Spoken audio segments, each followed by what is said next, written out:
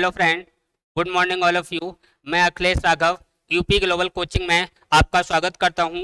विकल्प मिलेंगे बहुत मार्ग भटकाने के लिए, विकल्प मिलेंगे बहुत मार्ग भटकाने के लिए, संकल्प एक ही काफ़ी है परचम लहराने के लिए।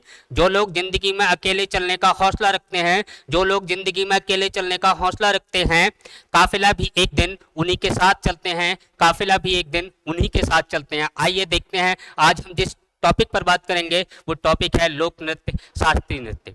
इससे पहले स्टैटिक जीके में और टॉपिक जो हमने कवर किए उनको आप जो YouTube पर वीडियो पड़ी हुई हैं वहां से कवर कर लेना। आज मैं जिस टॉपिक को कवर करना चाह रहा हूं, जिस टॉपिक को कवर कर रहा हूं वो टॉपिक है लोक नृत्य और शास्त्रीय नृत्य।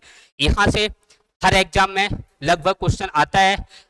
मैंने आपको आज जो पढ़ाने का निर्णय लिया है इसमें बहुत सारे एग्जाम पेपर का विश्लेषण किया और उनमें जो पाया कि बार बार कौन से क्वेश्चन रिपीट हुए हैं, किन नृत्यों को बार बार पूछा गया है, उन नृत्यों को मैंने यहाँ पे रखा है और उनके बारे में आज हम बात करेंगे। इसको ट्रिक से करेंगे, मैप से करेंगे, थ्योरी के तौर पर जैसे हम पढ़ते हैं उस तरीके से करेंगे। हर तरीके से आज हमें नृत्यों को कवर करना है, कवर करना ही नहीं क्लास के अंदर ही याद करना है। सबसे पहले मैं बात करूं लोक नृत्य और शास्त्रीय नृत्य होते क्या हैं। शास्त्रीय नृत्य किसी राज्य के लिए एक ही होगा, पहली बात। दूसरी बात, शास्त्रीय नृत्य के लिए नृत्य का जो वर्णन है वो शास्त्रों में मिलता है, इसलिए इनको शास्त्रीय नृत्य कहा जाता है। तीसरी बात क्या है, शास्त्रीय नृत्यों के लिए जो नियम और सिद्धांत होते हैं उन नियम और सिद्धांतों का पालन करना होता है, जबकि लोक नृत्य में कोई नियम और सिद्धांत नहीं होते हैं। अगली बात क्या है, अगली बात यह है शास्त्रीय नृत्य पेशेवर जो नर्तक होते हैं उनके द्वारा किया जाता है, जबकि लोक नृत्य किसी भी नर्तक के द्वारा किया जाता है। जबकि जो लोक नृत्य है वो किसी भी खुशी पर, बर्थडे पार्टी हो, एनिवर्सरी हो और कोई खुशी का माहौल हो, प्रत्येक माहौल पर लोक नृत्य किसी भी जाति के द्वारा, किसी भी जनजाति के द्वारा, किसी विशेष समुदाय के द्वारा लोक नृत्य को किया जाता है। यहाँ तक की बात क्लियर हो गई। अब देखो ये शास्त्रीय नृत्य लोक नृत्य, इनका डिफरेंस मैंने बता दिया आपको। अब ये होते क्या हैं, सबसे पहले मैं शास्त्रीय नृत्यों को कवर कर रहा हूँ। शास्त्रीय नृत्य इनकी शुरुआत कहाँ से होती है, तो आपको एक पुस्तक ध्यान रखनी है जिस पुस्तक में शास्त्रीय नृत्यों का वर्णन कर रखा है वो पुस्तक कौन सी है। उस पुस्तक का नाम आपको ध्यान रखना है, वो पुस्तक है नाट्य शास्त्र। पुस्तक को ध्यान रखना है, वेरी इंपॉर्टेंट है, नाट्य शास्त्र। दो बुक बता रहा हूं मैं आपको, दोनों ही ध्यान रखनी है, नाट्य शास्त्र। और इस पुस्तक के रचयिता या लेखक कौन है, तो आंसर बताना है भरत मुनि। कौन है, भरत मुनि। इसके अलावा दूसरी महत्वपूर्ण बात क्या पूछी गई है, यानी एक और बुक है जिसमें शास्त्रीय नृत्यों का वर्णन मिलता है, एक और बुक है जिसमें शास्त्रीय नृत्यों का वर्णन मिलता है, वो बुक है अभिनय दर्पण। कौन सी बुक है, अभिनय दर्पण। अभिनय दर्पण की बात करूं तो इसके लेखक कौन है, इसके रचयिता कौन है, या ये बुक किसके द्वारा अभिनय दर्पण लिखी गई, तो इसमें ध्यान रखना है आचार्य नंदकिशोर। क्या ध्यान रखना है, आचार्य नंदकिशोर। अच्छा, और यहाँ से जो और शास्त्रीय नृत्यों से संबंधित और कौन कौन सी बातें पूछी गई हैं, अगर आपसे पूछा जाए सबसे पुराना शास्त्रीय नृत्य, सबसे पुराना या सबसे पहले का, तो सबसे पुराना जो शास्त्रीय नृत्य है वो किसको कहा जाता है, तो वो आंसर हमें देना है भरतनाट्यम। सबसे पुराना शास्त्रीय नृत्य पूछा जाए तो सबसे पुराना कौन सा होगा, भरतनाट्यम, भरतनाट्यम। अगर आपसे पूछा जाए कि सबसे बाद का, सबसे नया, तो सबसे बाद का या सबसे नया शास्त्रीय नृत्य कौन सा है, तो सबसे नया या जिसको सबसे बाद में जोड़ा गया, तो बाद में जोड़े जाने वाला शास्त्रीय नृत्य असम का है जिसे सत्रिया या सतरिया कहा जाता है। सत्रिया या सतरिया, सत्रिया लिख लो या सतरिया लिख लो, दोनों ही नाम बुकों के अंदर मिलते हैं। ये कहाँ का है, असम का है। सत्रिया नृत्य कहाँ का है, असम का है। और इसको कब जोड़ा गया, सबसे बाद में जोड़ा गया। और सबसे बाद में कब जोड़ा गया पूछा जाए तो सन आपको बतानी है 2000 में जोड़ा गया, सन 2000 में जोड़ा गया। अगर आपसे पूछा जाए शास्त्रीय नृत्यों का जनक या आपसे पूछा जाए सत्रिया नृत्य का जनक तो आपको बताना है श्रीमंता शंकरदेव। अर्थात ये सत्रिय नृत्य है, इसका जनक पूछा जाए तो जनक आप किसको बताओगे, जनक ध्यान रखना है, पूछा हुआ क्वेश्चन है। तो श्रीमंता शंकरदेव, श्रीमंता शंकर देव ये कौन है, इसके जनक हैं। अच्छा दूसरी बात, अगर मैं बात करूं भारत के संस्कृति मंत्रालय द्वारा मान्यता प्राप्त नौवां शास्त्रीय नृत्य कौन सा है। क्वेश्चन आए कि भारत के संस्कृति मंत्रालय द्वारा मान्यता प्राप्त नौवां शास्त्रीय नृत्य, तो आपको ध्यान रखना है नौवां जो शास्त्रीय नृत्य है वो कौन सा है, छऊ है। कौन सा है, छऊ। और ये कहाँ का है, झारखंड का है। फिर आप क्वेश्चन सुनिए, यानी कि ये जो छऊ नवा शास्त्रीय नृत्य मैंने लिखा झारखंड का, जिसको लिखा ये नृत्य इसका वर्णन शास्त्रों में नहीं है, लेकिन संस्कृति मंत्रालय द्वारा इसको मान्यता दी गई है, तो वो कौन सा है, छऊ। और ये कहाँ का है, झारखंड का। इसके अलावा मैं आपको और एक ट्रिक के माध्यम से आपको बताना चाह रहा हूं, जिसमें ये जो लोक नृत्य हैं, अगर इनकी संख्या भाई साहब पूछी जाए, एक बात मैं संख्या की कर लूं, तो लोक नृत्य की ये जो शास्त्रीय नृत्य हैं इनकी संख्या कितनी है, तो आंसर कितना बताना है। इंपोर्टेंट क्वेश्चन है, इंपोर्टेंट लिख भी दिया है, संख्या कितनी है, 8। फिर सुनिए, संख्या मैंने 8 बता दी, फिर नमा क्यों बता दिया। नमा जो है उसका वर्णन शास्त्रीय जो ग्रंथ है उनमें नहीं मिलता है, भारत के संस्कृति मंत्रालय द्वारा इसको मान्यता दे दी गई है। बात क्लियर हो गई। इसके अलावा अगला टॉपिक देखूं मैं, यहां से इनको हम याद कैसे रख पाए, याद रखने का क्या तरीका है, तो उसको देखते हैं। देखो, तुम मिले भरत, ध्यान रखना, तुम मिले भरत, तुम मिले भरत, केरल की कली, केरल की कली मोहनी से। तुम मिले भरत, केरल की कली मोहनी से। ये भरत है वो केरल की कली से मिला, और केरल की कली का नाम क्या है, मोहनी है। और जब मिला तो क्या किया, अंधेरे में कच्ची पूड़ी खाई, अंधेरे में कच्ची पूड़ी, अंधेरे में कच्ची पूड़ी खाई। फिर क्या हुआ भाई साहब, तुम मिले भरत, केरल की कली मोहनी से, अंधेरे में कच्ची पूड़ी खाई, और क्या हुआ, कच्ची पूड़ी खाने के बाद असम की स्त्रियों के उत्तर से थके, असम की स्त्रियों के उत्तर से थके, असम की स्त्रियों की, असम की स्त्रियों के उत्तर से थके। अब देखो यहाँ पे कौन कौन से नृत्य आए, इनको थोड़ा हाईलाइट कर रहा हूं मैं, इन पे ध्यान देना आप। इसमें देखो, ये तमिलनाडु, कौन सा राज्य है, तमिलनाडु। और तमिलनाडु का शास्त्रीय नृत्य कौन सा है, भरत से होगा, भरतनाट्यम। कौन सा है, भरतनाट्यम। दूसरा केरल, जैसे ये केरल आया तो यहाँ पे आपको 2 नृत्य ध्यान रखने हैं, एक कली से होगा, कथकली। कौन सा होगा, कथकली। दूसरा हम देखें मोहनी, तो मोहनी से कौन सा होगा, मोहनी अट्टम, मोहनी अट्टम, मोहनी अट्टम। इसके बाद देखो, अंधेरे में कच्ची पूड़ी खाई है भाई साहब, तो अंधेरे से मतलब क्या है, आंध्र प्रदेश, आंध्र प्रदेश। आंध्र प्रदेश का कौन सा होगा, कच्ची पूड़ी खाई, इसका मतलब कुचिपुड़ी। कौन सा, कुचिपुड़ी। कहाँ का है ये, आंध्र प्रदेश का है। इसके बाद क्या हुआ, असम की स्त्रियों से, तो असम का कौन सा हो गया, असम का सत्रिया, सत्रिया। स्त्रियों से क्या बनेगा, सत्रिया। उत्तर से क्या बनेगा, उत्तर प्रदेश। बोले तो अपना यूपी। और थके से होगा कथक, थके से कौन सा हो जाएगा, कथक। कितने लोक नृत्य हो गए, इनको देखो आप, तमिलनाडु, भरतनाट्यम, कथकली, मोहिनी अट्टम, 3 ये हो गए, 4, 5, 6। अब 2 बचे, और 2 जो हैं वो उन्हीं राज्यों के नाम पर हैं, जिसमें ये 6 हो गए। 7वें की बात करूं तो मैं यहाँ ओडिसी लिख सकता हूं, और ओडिसी आपको नाम से ही लग रहा होगा किसका है, उड़ीसा का है। किसका है, उड़ीसा का। इसके बाद एक आपको 8वां जो है वो मणिपुरी ध्यान रखना है, मणिपुरी नृत्य। मणिपुरी नृत्य कहाँ का है, मणिपुर का है। कहाँ का है, मणिपुर का। 8 नृत्य हो गए, इनको ध्यान रखने हैं। इससे संबंधित कभी कभी कलाकार आते हैं, उन कलाकारों की अगर मैं बात करूं कहां से कौन कौन से क्वेश्चन पूछे गए हैं, तो कलाकार आप देखिए, इसके ये आपको समझ में आ गए होंगे।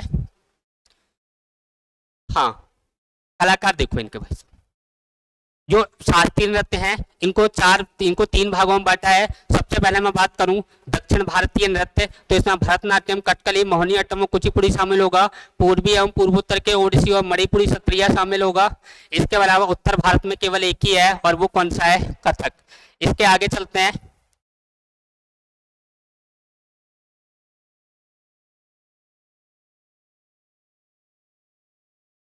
हाँ, पहला देखिए, यानी अभी मैंने ट्रिक में लिखवाया था तुम मिले भरत, तो तुमसे क्या होगा? तमिलनाडु। भरत से क्या होगा? भरतनाट्यम। इसका जो प्रारंभ है वो किससे होता है? आला रूपू से होता है। भरतनाट्यम का प्रारंभ किससे होता है? आला रूपू, या इसको स्तुति कहा जाता है। इसका अंत किससे होता है? तिल्लाना से होता है। अंत किससे होता है? तिल्लाना से होता है। इसके जो प्रमुख कलाकार हैं, इंपोर्टेंट हैं, पूछे जाते हैं, आपको ध्यान रखने हैं कौन कौन से। यामिनी कृष्णमूर्ति है, सोनल मानसिंह है, मृणाली साराभाई है, मल्लिका साराभाई है। अगर मैं यामिनी कृष्णमूर्ति की बात करूं तो इनका जो संबंध है वो दो नृत्यों से है। यामिनी कृष्णमूर्ति का संबंध भरतनाट्यम से भी है और किससे है? दूसरा कुचिपुड़ी से है। और किससे है? कुचिपुड़ी। कुचिपुड़ी, यानी भरतनाट्यम और कुचिपुड़ी दोनों नृत्यों को करने वाली कौन है? यामिनी कृष्णमूर्ति हैं। अगर मैं सोनल मानसिंह की बात करूं तो इनका भी दो नृत्यों से संबंध है। एक तो इनका संबंध किससे है? भरतनाट्यम से है, दूसरा ओडिसी से है। दूसरा किससे है? ओडिसी नृत्य से भी संबंध किसका है? सोनाली मानसिंह का। ये क्वेश्चन आया हुआ है, पूछा गया है, दोनों के बारे में ही क्वेश्चन आया है कि निम्न में किस नृत्य से संबंधित है। अगर ये दोनों आ जाएं तो आपको ए और बी दोनों सही करने हैं। क्लियर हो गया? फिर से सुन लो। जो भरतनाट्यम, तुम मिले भरत से मतलब तमिलनाडु भरतनाट्यम। दूसरा, इसका प्रारंभ कहाँ से होता है? तो इसका प्रारंभ स्तुति या आला रूपू से होता है। इसके बाद इसका अंत कहाँ से होता है? तिल्लाना से इसका एंड होता है। प्रमुख कलाकार चार आपको ध्यान रखने हैं। यामिनी कृष्णमूर्ति ध्यान रखना है, सोनल मानसिंह ध्यान रखना है, मृणाली साराभाई ध्यान रखना है, मल्लिका साराभाई ध्यान रखना है। यामिनी कृष्णमूर्ति का संबंध किस किस से है? तो आपको कुचिपुड़ी और भरतनाट्यम से बताना है। जबकि अगर सोनल मानसिंह का संबंध पूछा जाए तो ओडिसी और भरतनाट्यम से बताना है। इंपॉर्टेंट बातें हैं, इनको थोड़ा ध्यान रखना। इसके आगे अगर मैं देखूं कथकली, कथकली मैंने कहा कि तुम मिले भरत किससे? केरल की कली मोहिनी से। केरल की कली मोहिनी से। तो कथकली कहाँ का है? केरल का। मोहिनीअट्टम कहाँ का है? केरल का। दो शास्त्रीय नृत्य हैं जो एक ही राज्य से हैं। ये भी क्वेश्चन पूछा गया है कि मोहिनीअट्टम और या कौन सा राज्य ऐसा है जिसका संबंध दो शास्त्रीय नृत्यों से है? तो वो कौन सा है? केरल। आपको ध्यान रखना है। अब देखो, ये जो कथकली है ये केरल, इसका थोड़ा बहुत इस नृत्य को कहाँ किया जाता है? कर्नाटक में। मेन रूप से आपको केरल ही बताना है।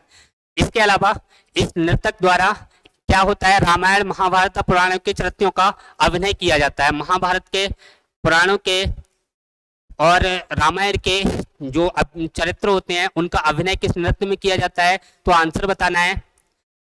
आंसर क्या बताना है? कथकली। आंसर क्या बताना है? कथकली। अब देखो, इसमें जो पात्र होते हैं ना कथकली में, वो दो तरीके होते हैं। एक नायक होता है और नायिका। एक नायक होता है और दूसरा खलनायक होता है। नायक को पाचा कहा जाता है, नायक को पाछा कहा जाता है, और खलनायक को कथी कहा जाता है।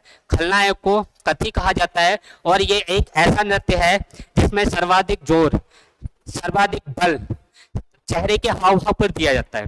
सर्वाधिक बल चेहरे के हाव भाव पर दिया जाता है। और जो चेहरे पर जो कलर लगाए जाते हैं वो चार रंगों का प्रयोग किया जाता है। ये चार रंगों के नाम आपको ध्यान रखने हैं।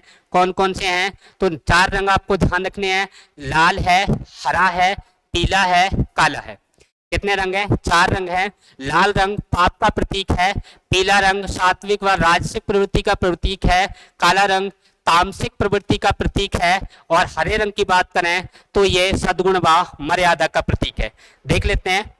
जो हरा रंग सद्गुण व मर्यादा का प्रतीक है, लाल रंग पाप का प्रतीक है, पीला रंग सात्विक व राजसिक स्वभाव का प्रतीक है, और जो काला रंग है वो तामसिक प्रवृत्ति का प्रतीक है। ये चारों रंग चेहरे पर लगाए जाते हैं। और इसमें जो चेहरे के हाव भाव होते हैं, नेत्र होते हैं, भौं संचालन, गाल, नाक, ठोड़ी, इनकी अभिव्यक्ति पर विशेष बल दिया जाता है। और अलग अलग रंगों का प्रयोग भी चेहरे पर इसी नृत्य में किया जाता है। आइए अगला देखते हैं। इसके अलावा मैं बात करूं मोहिनीअट्टम, इसके अलावा कौन सा है मोहिनीअट्टम। अब मोहिनीअट्टम कहाँ का है ये, तो अभी मैंने बताया कि केरल की कली मोहिनी, तो केरल की जो कली है, कली से कथकली और मोहिनी से मोहिनीअट्टम, दोनों ही किसके हैं, आंसर क्या बताओगे, केरल, सॉरी कहाँ के हैं, केरल। अब देखो ये जो मोहिनीअट्टम है, इसका जो ये प्रारंभ है या इसको जो करते हैं वो कौन लोग करते हैं, तो केवल महिलाओं के द्वारा इसे प्रस्तुत किया जाता है। और इसका विकास कहाँ से माना जाता है, तो भस्मासुर वध जो हुआ है, भस्मासुर को जो मारा गया, तो भस्मासुर जो मारा वो विष्णु के द्वारा नृत्य करवा के मारा गया था, और विष्णु ने भस्मासुर वध के लिए जो नृत्य किया वही नृत्य क्या कहलाया, मोहिनीअट्टम। इसमें भस्मासुर के वध के लिए जब शंकर जी भस्मासुर से परेशान हो गए, जो भस्मासुर था उसकी कंडीशन ये थी कि जिसके ऊपर हाथ रख दे वो व्यक्ति भस्म। हुआ क्या, शंकर जी ने वरदान तो दे दिया, और शंकर जी को भस्म करने के लिए भस्मासुर उनके पीछे पीछे दौड़ने लगा। अब शंकर जी ने वरदान दे दिया, उन्हीं को मारने के लिए, भस्म करने के लिए भस्मासुर पीछे पीछे दौड़ रहा है। जब ये स्थिति देखी तो यहाँ पे बीच में कौन आए, विष्णु भगवान आए, और उन्होंने उसका रास्ता रोका और मोहिनी का रूप धारण किया, और मोहिनी का रूप धारण किया, लड़की का रूप धारण किया और नृत्य करने लगे। उनके साथ भस्मासुर नृत्य करने लगा, और नृत्य करते करते जब विष्णु भगवान ने अपने सिर पे हाथ रखा, उसी समय अपने सिर पे उन्हीं की तरह नृत्य करने के लिए भस्मासुर ने रखा, और भस्मासुर भस्म हो गया।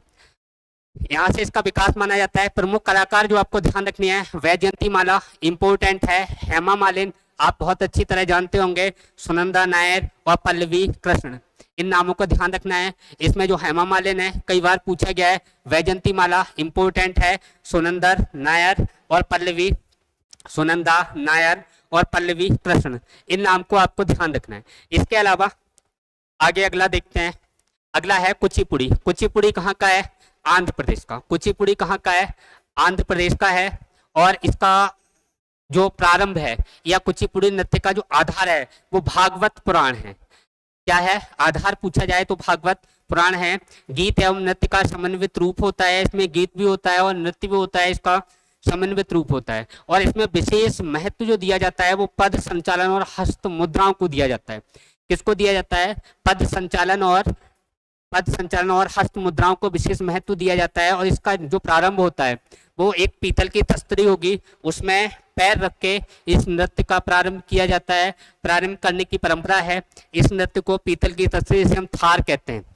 जो शादी विवाह में लड्डू वगैरह रखने के लिए इस थाल का हम प्रयोग करते हैं, वो थाल किसका, पीतल का होना चाहिए, उससे इसका प्रारंभ किया जाता है। और इसके प्रमुख कलाकार हैं यामिनी कृष्णमूर्ति, इसका संबंध अभी पीछे मैंने बताया कुचिपुड़ी से है और भरतनाट्यम से है। दूसरा कौन सा है, राधा रेड्डी है, भावना रेड्डी है, इनको भी आपको ध्यान रखना है। राधा रेड्डी, भावना रेड्डी और यामिनी कृष्णमूर्ति, इनका संबंध भी किससे है, कुचिपुड़ी से। कहाँ का है, आंध्र प्रदेश का। एक नाम और ध्यान रख लो, रजा रेड्डी। रजा रेड्डी, इसका संबंध भी किससे है, कुचिपुड़ी नृत्य से है। आइए अगला देखते हैं, पांचवा नृत्य है ओडिसी। ओडिसी कहाँ का है, ये उड़ीसा का है, और इसकी मुद्राएं भरतनाट्यम से मिलती हैं। भरतनाट्यम से पूछा जाए किस नृत्य की मुद्राएं मिलती हैं, तो आंसर क्या होगा, ओडिशा की। दूसरा, शुरुआत में इसे महरेश अथवा देवदासियों के त्रिभंगु मुद्रा में किया जाता था। दूसरी बात, यहाँ से भगवान कृष्ण की जो कथाएं हैं उनके आधार पर कौन सा नृत्य किया जाता है, तो आंसर क्या होगा, ओडिसी होगा। और अगर आपसे पूछा जाए कि जो ओडिसी नृत्य है इसकी कलाकृति किस मंदिर पर बनी हुई है, तो कौन सा मंदिर बताओगे, एक तो आपको कोणार्क का सूर्य मंदिर बताना है, और दूसरा आपको ब्रह्मेश्वर मंदिर की जो शिलाएं हैं, कोणार्क का सूर्य मंदिर की शिलाएं और ब्रह्मेश्वर मंदिर की जो शिलाएं हैं, इन पर उत्कीर्ण किया गया है, इन पे चित्र बने हुए हैं, कौन से नृत्य के, ओडिसी नृत्य के। संबंध देख लेते हैं, सोनाली मानसिंह, फिर आगे इनका एक नाम हमने कहाँ पढ़ा था, इनका संबंध और किस नृत्य से था, तो भरतनाट्यम से, वहां भी मैंने बताया इंपोर्टेंट है। कुमकुम मोहंती को ध्यान रखना है, माधवी मुग्दल को ध्यान रखना है, और इसका जो एक और इम्पोर्टेंट ध्यान रखना, केलू चरण महापात्र का संबंध भी कौन से नृत्य से है, तो ओडिसी से आपको बताना है। अगला देखते हैं भाई साहब, इसके अलावा अगर मैं बात करी मणिपुरी, मणिपुरी ये जो नृत्य है ये मणिपुर का है और विशेष बल इस पे किसको दिया जाता है, तो विशेष बल आप किस पे बताओगे, इसमें विशेष बल भक्ति पर दिया जाता है। और इसमें दो शैलियों का प्रयोग समावेश किया जाता है, तांडव व लास्ट से दोनों का समावेश इसके अंदर होता है। एक और इम्पोर्टेंट बात कि मणिपुरी नृत्य की आत्मा किसे कहा जाता है, तो आंसर क्या देंगे भाई साहब, ढोल। मणिपुरी नृत्य की आत्मा किसे कहा जाता है, तो आंसर हम क्या देंगे, ढोल।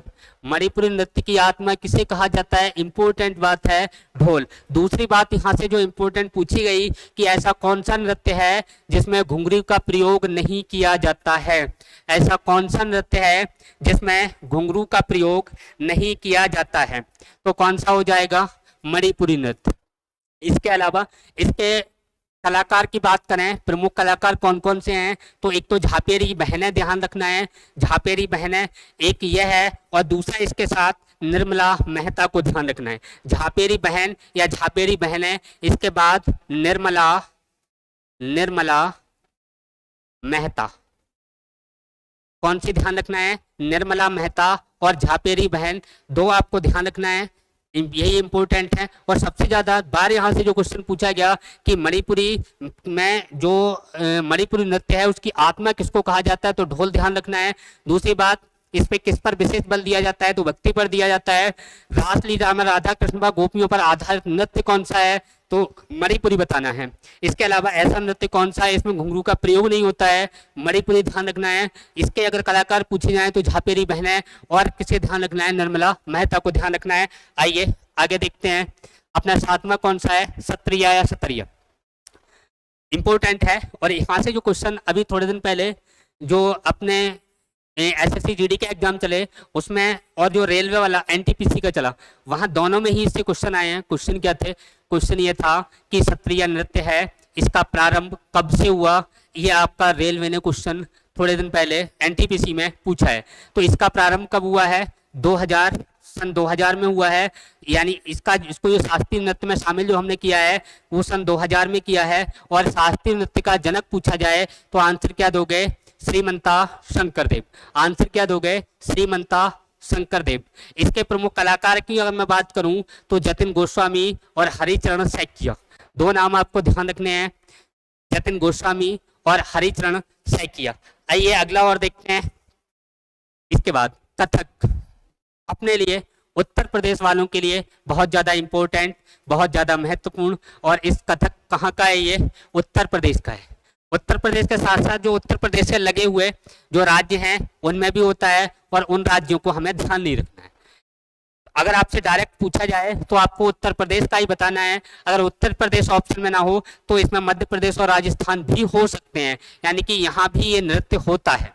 इसके अलावा इसका जो प्रारंभ है वो ब्रजभूमि की रासलीला परंपरा से होता है, ब्रजभूमि की रासलीला परंपरा से होता है। इसमें दो शैलियों का प्रयोग किया जाता है, कौन कौन सी, ध्रुपद शैली और ठुमरी, इसके माध्यम से इसको व्यक्त किया जाता है। ये जो कथक शब्द है, इस कथक शब्द, ये कथा शब्द से बना है और इसका अर्थ होता है कथा कहना। कथक शब्द का अर्थ क्या होता है, कथा कहना। किस शब्द से बना है, कथक से बना है। उत्तर प्रदेश के अंदर जो कथक नृत्य है इसके बहुत सारे घराने हैं, और उन घरानों में जो इम्पोर्टेंट घराने हैं उनको आपको पढ़ना है, यानी कथक किस किस घराने से संबंधित है। तो आपको यहाँ पे जयपुर घराना ध्यान रखना है, बनारस घराना ध्यान रखना है, लखनऊ घराना ध्यान रखना है, रायगढ़ घराना ध्यान रखना है। दूसरी बात, इसमें कौन कौन से कलाकार हैं, तो कलाकार में आपको दो महाराज ध्यान रखने हैं, कौन कौन से, पंडित लच्छू महाराज और दूसरे पंडित बिरजू महाराज। तीसरे कौन ध्यान रखने हैं, तीसरे पंडित सीताराम प्रसाद ध्यान रखने हैं, और जो चौथे हैं वो पंडित जयलाल ध्यान रखने हैं। इनमें जो इम्पोर्टेंट है भैया वो क्या है, पंडित लच्छू महाराज और पंडित बिरजू महाराज। ज्यादा बार पूछे गए हैं इसलिए इम्पोर्टेंट हैं, फिर पूछे जा सकते हैं, इनको आपको ध्यान रखना। और इसके अलावा नौवा मैंने बता ही दिया, जो संस्कृति मंत्रालय द्वारा इसको शामिल किया गया है वो मैंने बता ही दिया। अगली क्लास में आपको यही जो नृत्य हैं जिनकी मैं बात कर रहा हूँ विद मैप करवाऊंगा, विद ट्रिक करवाऊंगा, और इनको हम जल्दी ही नेक्स्ट जो क्लास होगी, ये जो नेक्स्ट क्लास है वो मैं कोशिश करूंगा मंडे तक आपको दे दी जाए, और मंडे को ये जो इसका बचा हुआ पार्ट है, जो लोक नृत्यों का हमारा बच्चा है, वो विद मैप करेंगे और साथ साथ इनको पुनः फिर से हम कवर करेंगे। तब तक के लिए जितने भी मेरे व्यूवर्स हैं, हार्दिक दिल से धन्यवाद। Thank you. जय हिंद, जय भारत।